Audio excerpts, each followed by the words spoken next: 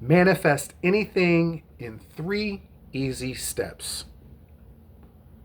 Thank you for coming to the Diamond Mindset channel. My name is Charles Lewis, author of The Diamond Mind, Law of Attraction based on ancient scriptures and modern day practitioners. Today we're going to talk about manifesting anything in 3 easy steps. No, it's not clickbait. A lot of times when you see on YouTube people talking about manifest this in a second or get anything in 5 minutes, it's usually clickbait. Sometimes if you go into the video, there's some substance there, but they're just trying to get you to click. So I just want to talk about techniques first, just briefly. Techniques are not where the power lies. Okay, so it's not you doing the visualizations or the affirmations or visualizing in a state akin to sleep or when you first wake up in the morning. The power is in embodying the fact that you are source. And if you're seeing this video, 9 times out of 10, you already know that you are source. God is not somewhere in the sky apart from you. He is within you and in functioning as you. So you are all that there is. You are perfect. You're in perfect health. You are perfectly abundant. You're all that there is. And that's the state in which you have to use your techniques and manifest from. Because it's already done. Even the word manifest, it's like you're creating something. You're really not creating anything. Everything's already been created. You're just tuning into the frequency of whatever it is that you desire. So I didn't make becoming source and embodying source and knowing that you're source one of the steps because there's nothing that you have to do. You are already source. You don't have to do anything to become source. You and your father are one. So let's get to the first step.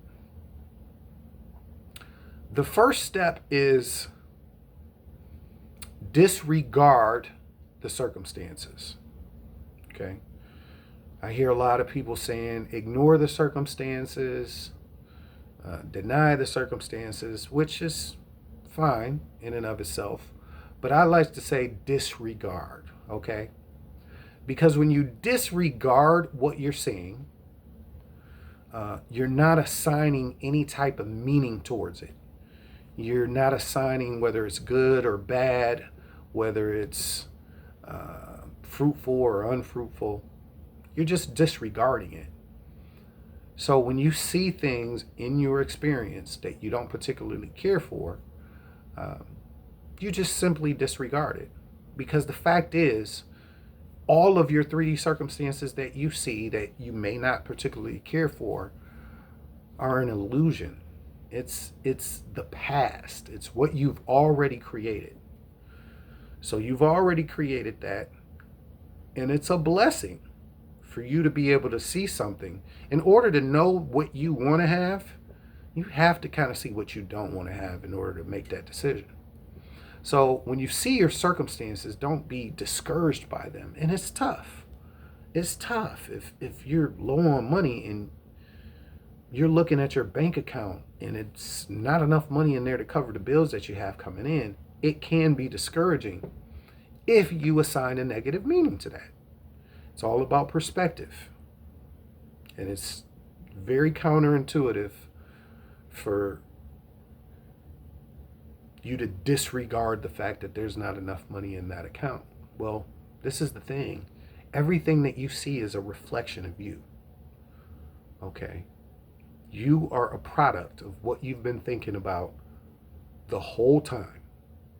What you think about, the energy you project, is what you're going to see in your experience. So disregard it. Don't assign any meaning to it. And if you're going to assign any type of meaning to it, assign something positive like, oh, okay. Don't particularly care for that. But just like I created this circumstance, I could create something better. That's the first step. Disregard what you see. Number 2, choose something different. So when you're choosing something different, I don't want you to limit yourself. A lot of times we limit God, and in turn, we end up limiting ourselves. So when you're choosing, go all balls to the wall with it. Like, God doesn't distinguish whether you ask for $10 or $10 billion. The only thing is, what can you get yourself to believe? Okay? So if you can get yourself to believe in your heart that you can attract $10 million or 10,000, it is yours, period. Okay? So when you're going about choosing, don't limit yourself and trying to play safe. I guess the only amend I would add to that is, if you're not a creator that has been doing this for a while, maybe start out with something a little bit smaller just so you can see that it works. But most of the people that are on this path, they've used the law of assumption and the law of attraction, and they know that it works. So once you actually know that it works, you can just step it up a little bit and just ask for what you actually want.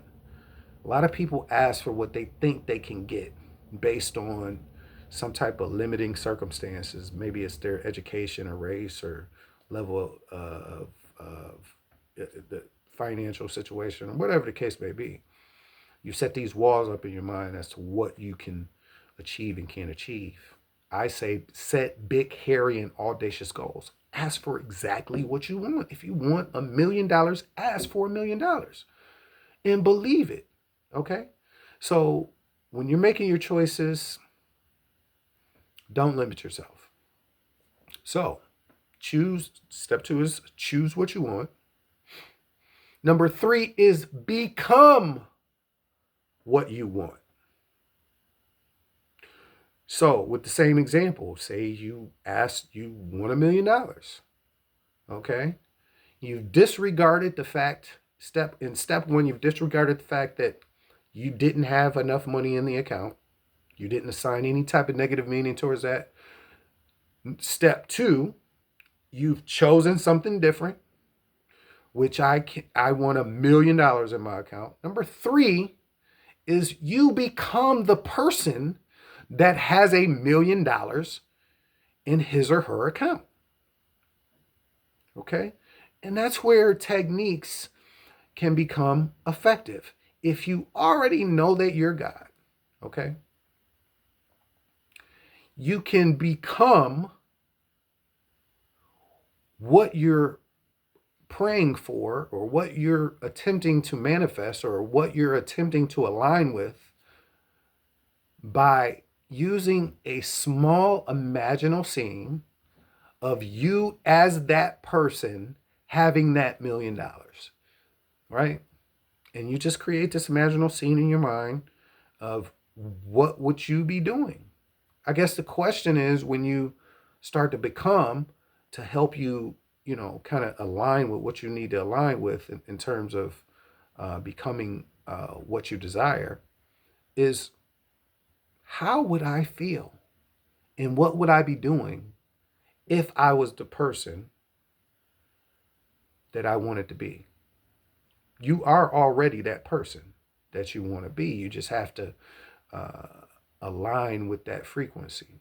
So how would you feel if you had $1 million? If you had $1 million, a bill for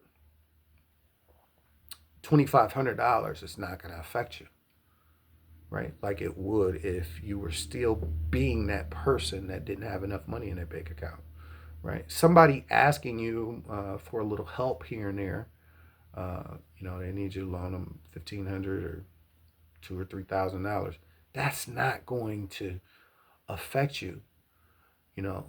If you were the person that didn't embodying that person that didn't have enough money in the account, it's going to make you feel bad that you can't help that person out, right? Okay, so what kind of energy are you projecting when you get a bill in the mail? A person with $1 million is not going to be discouraged. even if the money isn't physically in your account, the person that has become the person and embodying the energy of a person that has $1 million will respond to that stimuli by saying, my wealth increases every day.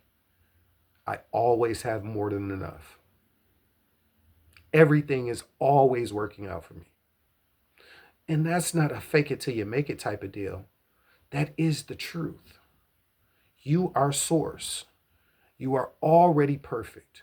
You are already fulfilled. You are already abundant. You are already in perfect health.